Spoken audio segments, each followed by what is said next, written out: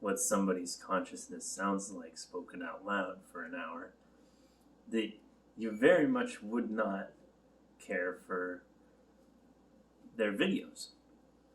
And so you would naturally sort of seek out somebody who, talking out loud, resonates with you or says things that you find interesting, or even just delivers their stuff in kind of a charismatic way. Excuse me. But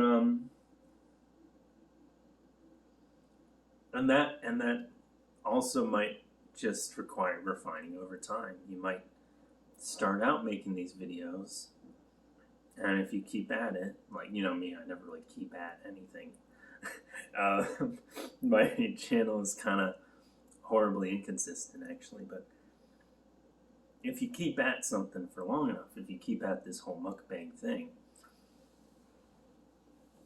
you might start to sort of develop that delivery. You might sort of shape the way you think so that you can speak it as you're thinking it and develop the skill of doing that. And then, you know, thus, like, the ultimate point I'm trying to make is that this isn't necessarily the best mukbang video out there.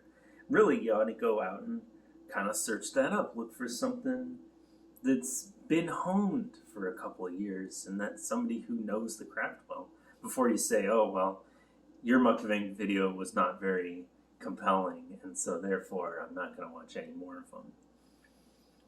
Like, I also kind of wonder if it's not a little disrespectful to be like, yeah, I've never actually, like, watched this video format. I just know it secondhand from, like, somebody making a video about it that I watched, or somebody talking about these kinds of videos to me, and then me kind of picking up some details there.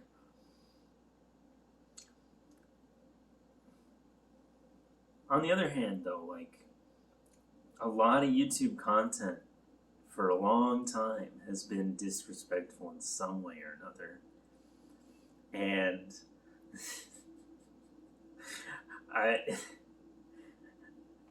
and if I'm less bad than a huge swath of content, then really, what do I have to worry about? It's not like there's some kind of increasing moral standard on the platform that's made videos that were okay 2 years ago no longer okay and therefore liable to get removed. And it's not like YouTube as a platform is moving away from small creators and moving towards the big corporate media. These platitudes that I'm talking about, that I'm saying here. I'm talking about very widely held axioms by a lot of people. I hear this stuff from a lot of different channels that I watch. They say, oh my gosh, you can't make it on YouTube like you used to be able to. You need to start a Patreon in order to support yourself doing this. You can't have it as a job just on the AdSense revenue, because they will demonetize you. They will prioritize other videos above yours. I don't know.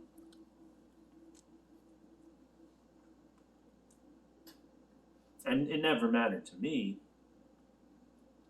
because when I had ads at all, I made a whopping 11 cents. And I didn't see it because YouTube reserves the right to hold your money that you made from ads until your channel makes $100 or more. And then they'll send you a check or whatever.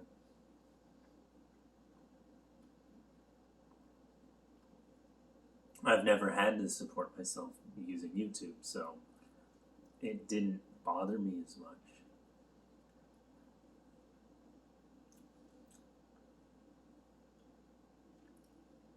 But it does bother me. Now it bothers me. And I couldn't tell you why.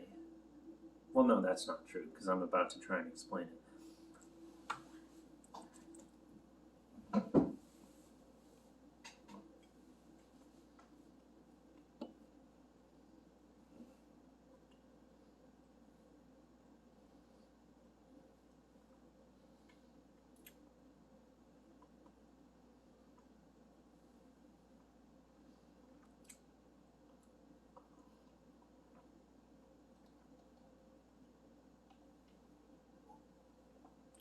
It's just that I've been hearing about this for a really long time.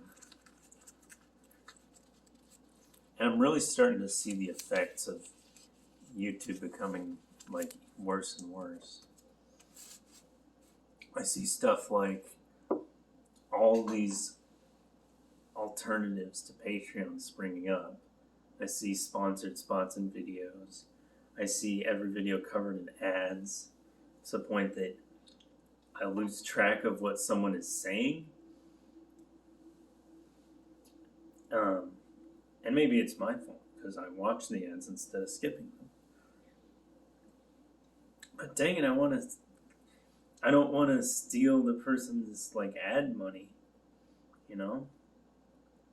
Like it's hard to be an ethical consumer on the best of days, but these days aren't very good. Like it's hard to be an ethical consumer on a lot of levels. There's a lot of stuff that is manufactured in inhumane conditions, or they use unethical labor practices. They don't pay people well enough. They don't pay people at all. They force people to work. You know, they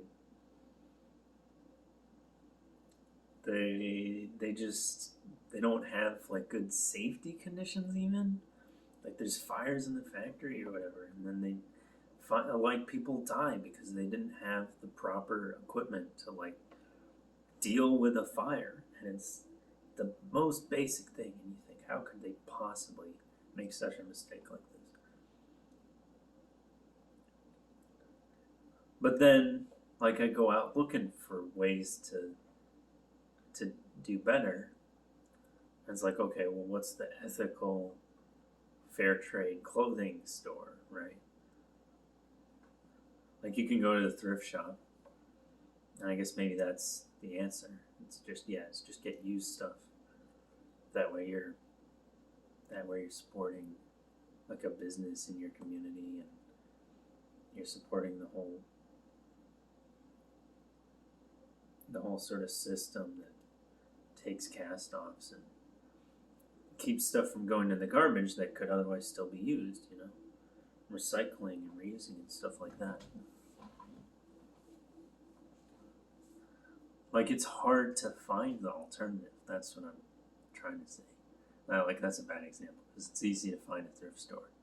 But it's hard to find, I don't know. Do you know what I mean, though? Like, it's not hard to find an alternative, but it's hard to find, like, an alternative that makes it so easy to buy stuff as the main option. It's like, well, eBay's the alternative to Amazon, but, I mean, you do get, like, the free 2-day or 1-day shipping with Amazon, and it's like, eBay can't really compete with that, you know, like, it's just so convenient. And, like, you can get the subscription for Amazon Prime. They'll give you, like, free audiobooks, they'll give you free books, they'll give you all these perks.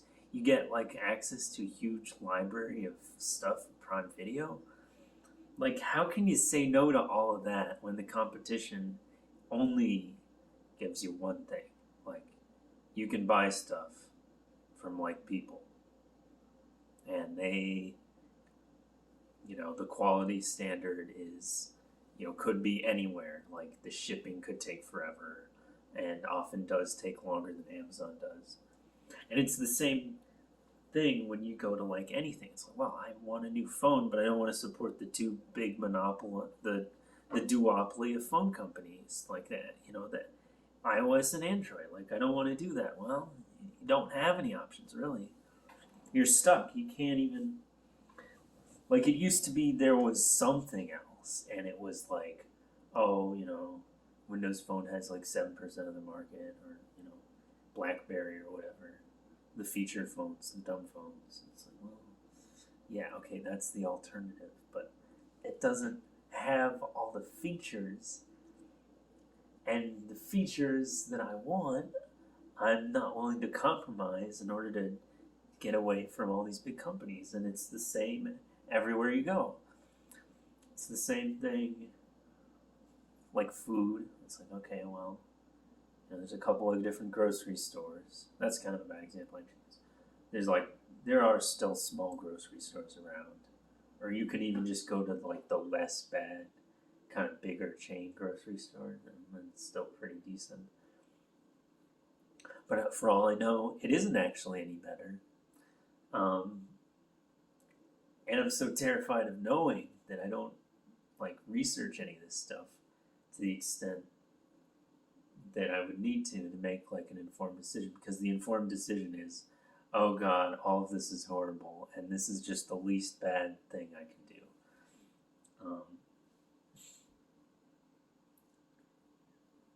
So, I don't know. That's a bit of a rant. What was I talking about? And attention spans. Dang it, people's attention spans are too short.